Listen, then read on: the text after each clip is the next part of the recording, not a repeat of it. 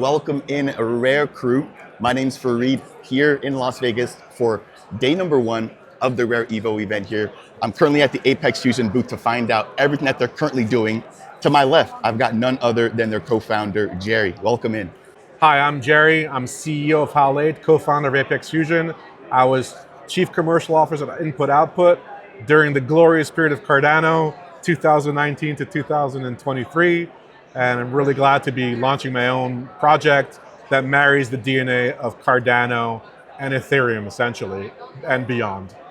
And basically, we got together with other OGs from Cardano and OGs from Ethereum, and our starting base is really the original vision of Cardano. So Cardano started off with a brilliant concept: separation of layers. Have a separate layer for settlement, separate layer for execution. That was our starting point. And we kind of brainstormed together. We got the team together in Zurich at the time. This is like early 2023. And we kind of did an analysis based on our experience of where the world of crypto is. And what we discovered was that there's these two big islands or different highways, whichever analogy you want to use. There's the UTXO highway that big ecosystem Cardano, but also Bitcoin. And then you got the EVM world, EVM plus. You've got Ethereum, all the layer 2s, but they don't really interoperate with each other. So we kind of brushed off the white paper of Cardano. We took the best of Cardano and kind of repurposed it. So we've got a 3-chain architecture. We start with our Prime chain, which is already launched. It launched in February. It has a token called Apex, AP3X. It's tradable on several centralized exchanges. And that's basically the settlement layer. It's regulatory compliant. It's a Swiss Foundation launched and it's FINMA compliant. So you've got your regulatory-based decentralized token. And that's the power of the ecosystem. And as you know, those in Cardano know this, but those in the EVM world do not. It's native, non-custodial liquid staking. And now we're seeing with the laws coming out, that's hugely important, right? That's not a security. So we've got FINMA saying we're not a security, we're a commodity. MiCA will say the same thing. And now it looks like Clarity Act is going to really put us in a great position from a regulatory standpoint. Okay, so Cardano's world-class UTXO, proof of stake, basically you could call proof of stake Bitcoin. Okay, so then on top of that, we are layering 2 layer 2s to bridge the gap between these 2 massive ecosystems that don't really interoperate. The crown jewel for us is Vector. Vector is UTXO Cardano line technology, but we have Duncan Coutts, that's the left of me here, who was the architect of Cardano, who's working with us, and we're creating a super fast, super cheap chain called Vector with fast finality and so forth, so you get super fast execution. So we believe we're in the pole position for like institutional grade DeFi with the same type of experience you get based on Solana with UTXO. Now, why is that important? UTXO and formal methods and Haskell and all that kind of stuff is really tailored towards high assurance use cases. Now, we had to work with some companies that did high assurance, and what I discovered was that there's lots of high assurance use cases in the world. ATMs, for example, use high assurance, they use Haskell. Satellite control systems, avionics, medical equipment. So when they start going to the blockchain world, they're going to say, well, we need that kind of certification, right? And Vector is just perfectly placed for that. Okay, so that's one layer 2. Our other layer 2 is Nexus. That's purely for interoperability. So it's going to follow the Ethereum roadmap, make sure it's always the current Ethereum, latest Ethereum client, but it's also very fast because it's not a layer 1. So we've got these 2 fast finalities, super fast, super cheap chains, Nexus and Vector, tackling different use cases, but in the same ecosystem, powered by the same token, Apex. Okay, so how do we go beyond that? So Apex, the token, has 2 major functions. One is as the fuel for the ecosystem, that's the utility side of it, and one as like a released, escaped, beautiful asset that could be used in DeFi and other ecosystems. So we're bridging to all the major ecosystems. We started with our Skyline bridge, bridging to Cardano. We launched our main token on centralized exchanges in February. We launched on Cardano as a Cardano native token called CAPEX, CAP3X, in July. It's already a min swap ready to swap. You could do yield farming with it, and we're working with the DApp partners to get lending pairs. We'd love to be on Strike for perpetuals, and everybody who understands Cardano, we're going to be in all the major DeFi centers there. Our next big announcement coming out, and it's not announced yet, is, but we have signed the contract and the paperwork, we're working with Layer 0. And Layer 0 will connect Nexus to all the rest of the chains, EVM+, right? And we're going to target 2 chains to start, Base and Binance Smart Chain. Why? Coinbase and Binance, major DeFi ecosystems, and have Apex live in those ecosystems, providing DeFi yield, lending, and all that kind of stuff. So that's the DeFi asset use case of Apex in those ecosystems. Then we're also partnering with Stargate, that's built on Layer 0, and then you get native USDC and USDT.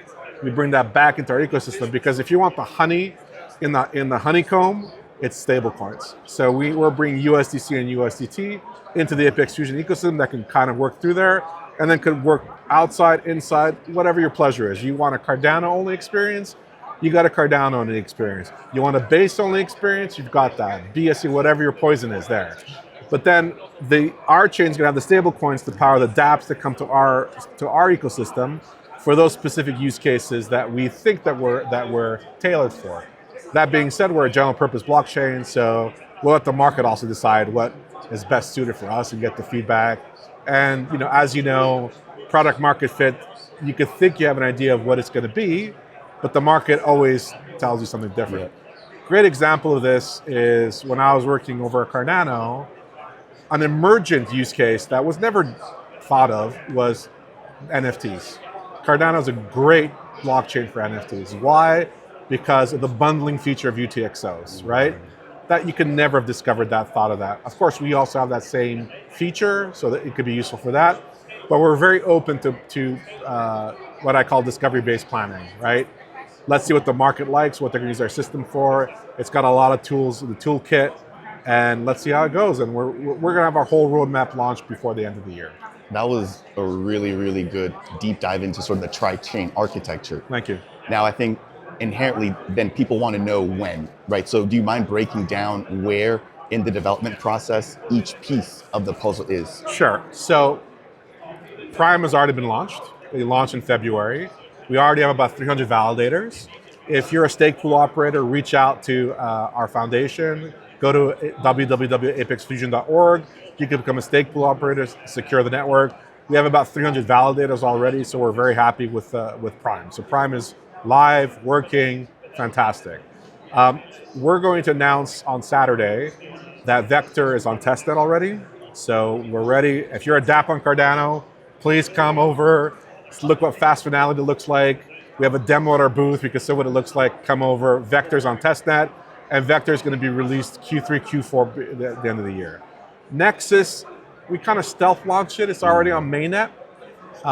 Its main purpose to start is Layer 0 to bridge over to other ecosystems.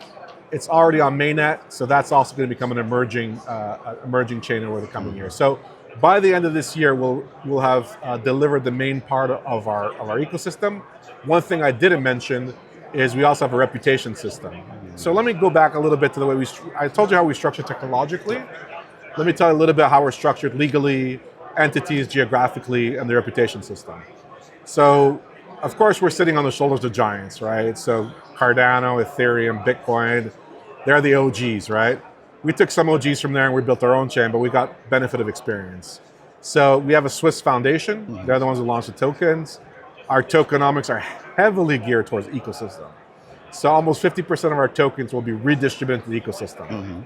We've got staking programs, grant programs, airdrops, liquidity programs, venture programs, and we made sure we put it in the deed in the foundation that it has to be responsibly distributed to the ecosystem. There's a 7-person council. It's not a decentralized governance process. We've got 7 experts, so it should move relatively quickly, but that's going to be distributed to the ecosystem over time. But then how do we find out who should get that value? So we invested in a reputation system. So it gamifies engagement in our ecosystem. So people have already started to connect to it now, to gain points and so forth, but then that reputation will be built on what are you doing for our ecosystem. So basically, basic business principles. If you're providing value to our network, you deserve some value back, right? So the reputation system is gonna power that. It's starting off kind of in-house, but eventually I think we should probably give that off to the community and just put some economic rules throughout, like provide value to our network, get value, make sure that it's economically viable, that there's not crazy inflation and all that kind of stuff, so that the token holders also understand we're very careful about token value, and that we consider our token very valuable, and we're not going to do anything economically reckless, right? And so always, we think of our token as a $27 token, right? Like a very valuable token. And we treat it that way. We treat it with respect, right? And that's kind of the way that we think about it. Man, thank you again for the in-depth knowledge. Now, you mentioned a key word that really sort of caught my attention. That was the people that are going to be building in the ecosystem. Do you mind maybe talking a little bit more about your partners as it currently stands? Wow. So we've got phenomenal group of partners. We've got phenomenal dev partners. We've got wallets. We've got ecosystem partners, bridging partners, and so forth. So we have like Eternal is our wallet partner. Giro Wallet is also part of ours. We have a lot of dev shops. Eternal is here with us. TX Pipe, and I'm going to miss some of our partners. Apologies to the ones that I missed here. But we have a long list of really great dev partners. We're working with Well-Typed as well. Those in Cardano will know who that is. That they're building our performance on Vector. And so we've got probably about 20 partners out of the gate. And Vector's on testnet. Charlie 3's been partnering with us, for example, on the Oracle side. We're already on MinSwap, for example, and the list will go on and on. That partner list will expand. So my call to action at a Cardano event is dApps, get on Vector testnet, see what fast finality looks like. It's going to be great, right? Like the same experience you have on Cardano, same infrastructure, faster, cheaper. That's business, man. That's how it goes. Like you said, the exposure to both worlds, right? Giving people the ability to pick and choose whether they want to come in from the UTXO side or from the EVM side. I think that's going to be massive. We haven't seen the unity within those ecosystems, and that's just been historically like that. It's been divided. People talk about Charles versus Vitalik, right? And you guys are, I think, looking outside of that and actually bringing them both together. So go ahead. Yeah, so we want the user to do what they need to do where they're comfortable doing it, right? So if you're a Cardano person, you don't want to bridge out, you only live in Cardano, it's the best chain in the world, you're a maxi, you're a hodler, fantastic. We've got a thing for you. Buy CApex on MinSwap, farm it there, borrow it on Fluid eventually, get your perps on Strike, and then let me give you an example. Get a vault. We'll get a vault going, so you don't have to go to Prime and stake it. We'll get a staking provider to provide you the yield on the vault. You never have to leave your chain. You're happy in your chain and so forth. We're going to provide the same experience on Base, Binance Smart Chain, and every other chain we build on. So if you don't want to bridge over, happy where you are, great, use our token. But if you do want to bridge over, then we're going to have these high-powered use cases on our side and dApps that take advantage of our particular value proposition, which will be lots of stablecoin liquidity, fast finality, fast, cheap, etc. People on Base and Solana are used to this already, but people on UTXO side are not, right? So what about fast and cheap UTXO transactions? So if you're happy in your chain, great. You want fast and cheap, come over. No, I love it. High assurance use cases, come over, right? That's kind of what we're looking to do. I love it. Again, you're catering to a wide variety of users. So in closing, for anybody who maybe wants to get in touch with you, HAL 8, the foundation, how can they do that? Best place to start is the website, www.apexfusion.org, or if you want to learn X, Apex Fusion, at Apex Fusion. Perfect. Ladies and gentlemen, Jerry here at the Apex Fusion booth.